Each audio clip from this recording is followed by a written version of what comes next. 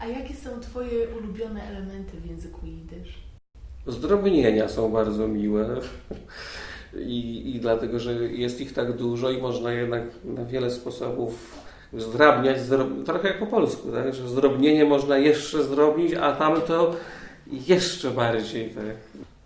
Taki porządek tego języka mi się też ten podoba. No to jest ta spuścizna niemieckiej gramatyki i tego konkretnego miejsca słowa w zdaniu. To mi się podoba. No i samo brzmienie. Ja nie wiem, jakąś taką, może nie dreszcz, ale gdzieś zawsze mnie tak przychodziło, jak słyszałem te ch czy r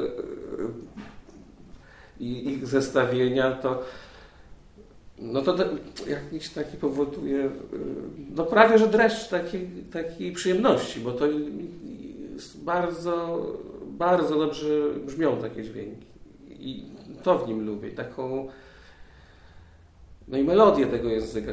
Taka. Mam ulubioną piosenkę, której nie znam całej,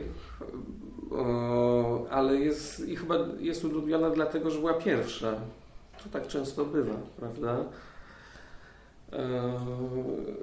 Była pierwsza, którą tak sobie świadomie posłuchałem i ją tak sobie zrozumiałem i przeanalizowałem i nawet na jej podstawie bo się uczyłem paru jakichś tam słów.